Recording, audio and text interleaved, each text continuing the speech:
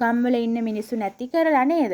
ඊට පස්සේ නියම් ගම් නොනියම් ගම් කරලා නුවර අනුවර කරලා කොච්චර විනාශයක් කරලා තියෙනවද අඟුලිමාල. ඉතින් අඟුලිමාලගේ මේ භයංකර විලාශය විද්‍යා චක්‍රවර්තීන්ගේ කවිත්වයට අපිට කියන්න පුළුවන් මහා නිදසුනක් නේද? කාව්‍යෙන් මේ බසට. ඉතින් අටුවාවන්හි එන සිදුවීම තමයි ඔහු ලියලා තියෙන්නේ. නමුත් එතුමා ලියලා තියෙන තමන්ගේම බසින් නේද? භයානක රසයේ කුළු ගැන්වෙන විලාසයෙන් ඉදිරිපත් කරලා තියෙනවා. ඉතින් ඒ සඳහා එතුමා උපමා බස්වහර යොදාගෙන තියෙනවා. අතර විද්‍යා චක්‍රවර්තීන් මේ නිර්මාණය යෙදුනේ අඟුලිමාල සූත්‍රයේ එන අඟුලිමාලගේ සාහසික ස්වරූපය පිළිබඳ විස්තර පදනම් කරගෙන. නේද? විස්තර තියෙනවා. නමුත් එතුමා අර ගුරුළුගෝමීන් වගේ පරිවර්තකයෙක් බවට පත් වෙන්නේ නැතුව තමන්ගේ වර්ණනා ඉතාමත් මනවින් ඉදිරිපත් කරලා තියෙනවා. ඒතර අඟුලිමාල දැන් හොයාගෙන බුදුරජාණන් වහන්සේ මග වඩිනවනේ. ඉතින් මග හිටින් ඉන්න අයගෙන් අඟුලිමාලගේ සාහසික බව අහන්න ලැබෙනවා. බලන්න. මගතටි දුරු දුරු දරගෙන නුව තනගෙන නුව ඔවුන් දැක ඒ මග නොවැඩිය මැනව. ඒ නුඹ ඉදිරියේ වල්කඩ මවුන් නොහඳුනන පියන් නොහඳුනන ශ්‍රමණ බ්‍රාහ්මණයන් පෙරම නොහඳුනන මෙරෝ පරලෝ නොදන්නා දුටු දුටුවන් මරා ඇඟිලි කපා එයින් මාලා ගොත කරලන කප්ගින්නක්සේ රළු අඟුලිමාල නම් සොරෙක් ඇත. ඒ වාත වේගෙන් දිවන අසුනද ලුහු බඳවා ගන්නේ.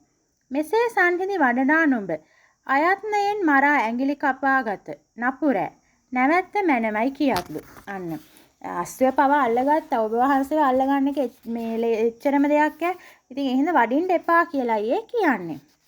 ඉතින් මගදී හමුවන්නන් මේ කරන ප්‍රකාශය නේද මිනිසුන්ගේ සිත් තුළ අඟුලිමාල පිළිබඳව තියෙන බය තැති ගැන්ම නේද? අදත් අපිත් හිතුවොත් එහෙම අපේ පැතිවලත් හිටියොත් එහෙම ඒ වගේ දරුණු මනසක අපිත් ඇති ගන්නවා නේද? අන්න ඒ වගේ. ඉතින් එහෙම දක්වලා තියෙන ගොඩක් නිර්මාණශීලී බස්වහරෙන්.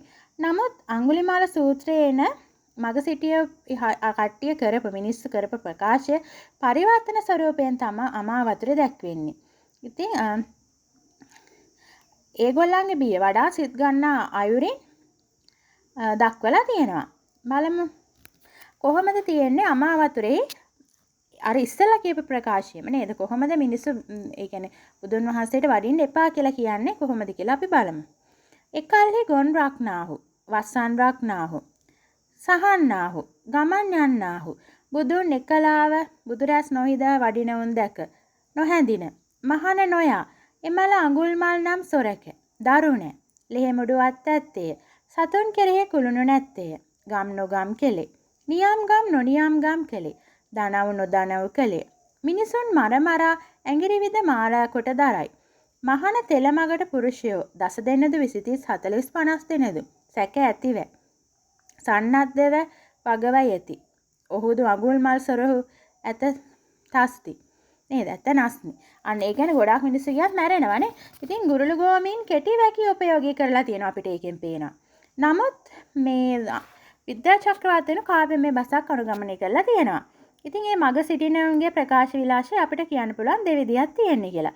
ඒතර ව්‍යාජ උපමාවන් මේ දාලා නැහැ හොඳට රචනා කරලා තියෙනවා කියලා කියන්න පුළුවන්. ඉතින් විද්‍යා චක්‍රවර්තීන් කියන්නේ අතීත ජාතක කතා සිහි ගන්වමින් බුදුරදුන් කරන ප්‍රකාශය ආත්ම වර්ණනාවක් විදිහට කියලා තියෙනවා. අපි බලමු කොහොමද කියන්නේ කියලා. ඉතින් දැන් ඔහොම යනකොට විඩාවටපත් වෙනවනේ. ඉතින් විඩාවටපත් වෙනට අඟුලිමාල නවතිනවා. නවතිලා ඒ අවස්ථා අපි බලමු කොහොමද ප්‍රකාශය අපිගේ සිත් ගන්නාරින් ප්‍රකාශ කරනවා කියලා. අවසානයේදී බුදුන්ව හඳුන ගන්නවා. හඳුනගෙන වැඳ වැටෙනවා නේද? වැඳ වැටිලා කොහොමද අනුකම්පාවක් ඇති වෙන විදිහට විද්‍යා චක්‍රවර්තීන් ඉදිරිපත් කරලා තියෙන්නේ කියලා අපි බලමු.